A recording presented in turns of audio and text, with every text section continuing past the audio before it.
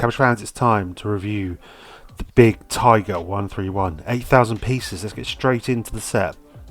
Here it is. So this is the side-on view. We've got the little antenna there. The turret moves around very nicely, nice and smoothly. Just move it around there. I have got a few issues with the turret. It's not the greatest. We'll get that into that in a second, because we take this off and we can have a little look into that section.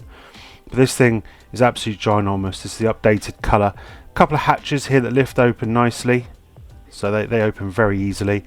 Sometimes with the Cobi the hatches are quite difficult to open, but these ones for the driver, etc., quite nice. Got one up here to get into the turret itself, and another one there.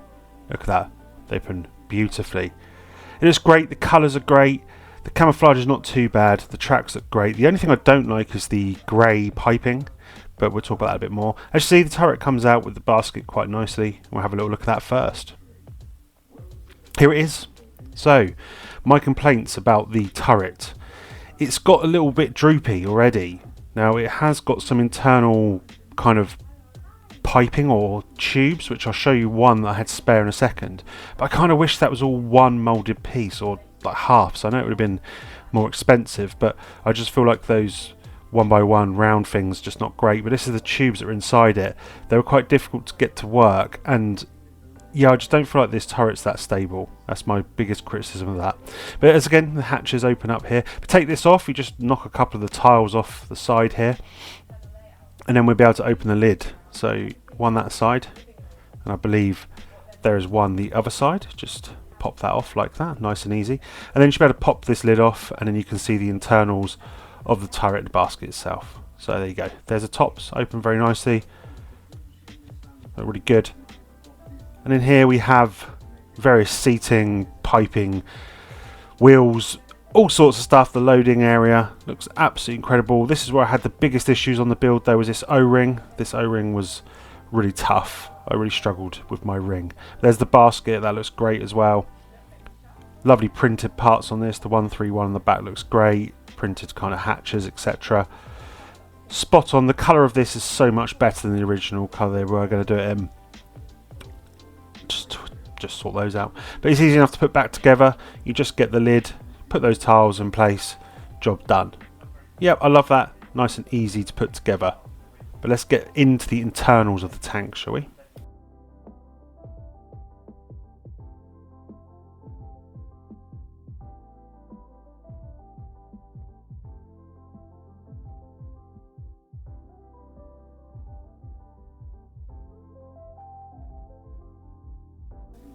Now getting into the inside is pretty easy. You've got to take this piping off. I say, not a massive fan of this colour. I think it could have been a bit duller.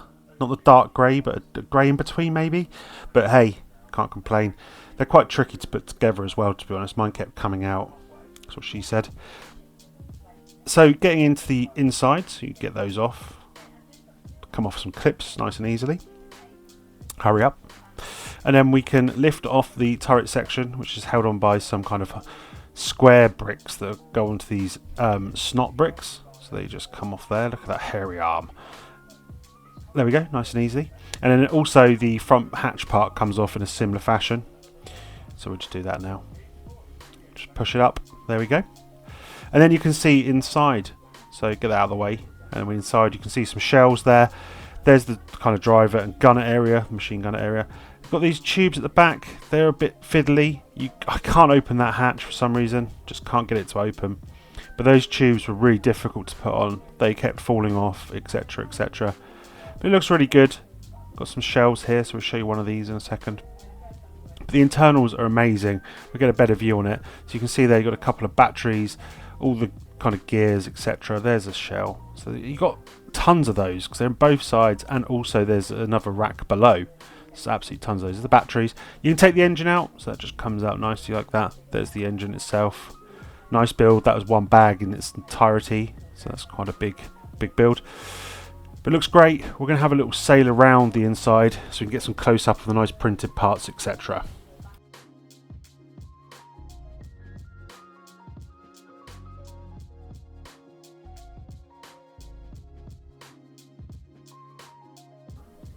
So here we have the kind of driver and the gunner, the machine gunner area. So there's the driver's seat there with lovely printed parts. You can see the steering wheels and the foot pedals.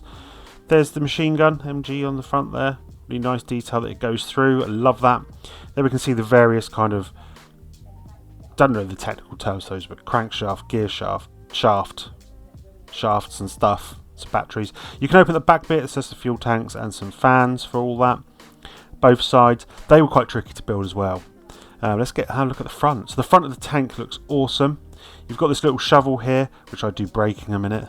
Here we go, look, snappity snap. It does come off a bit easier than that, but the front looks amazing. You've got the spare tracks on the strapped onto the front. If any of those get damaged, then they've got some spare tracks there. This window, some people have mocked it slightly or modded it to make it look a little bit more like the real thing, but I think it's okay. And then we have some chains at the front there. The guards kind of go up and down the side, but all in all the front looks really, really good, and I love how they've captured the angles and stuff. There's my wonky turret. The back, not much to see here other than the kind of exhaust and various other bits and pieces going on there. I love the 131 printing. These tube things were a nightmare. You can see they're kind of coming out a little bit. Let me know if you've got a fix to those. It's a little bit easier. But all in all, the back's captured well. And then this is the other side. So we've got the tracks here. They do have a little bit of suspension, and the movement on these is really good. I haven't moved it over a long distance, just a short distance, because let's face it, this is more of a display piece than a play piece. You're not going to be playing with this because it's probably not for that and the cost of it. Lovely printed piece under those tubes there. Great set. We'll have a look at the suspension. The suspension goes up and down. Keep an eye out for that when you're building it, because it is very, very tricky putting that together, all the elastic bands, etc. But all in all, this set is pretty amazing, to be fair. It was, it took me about 30 hours or so to build it in total. And if you are looking to get a UCS tank, then look no further than the Tiger 131.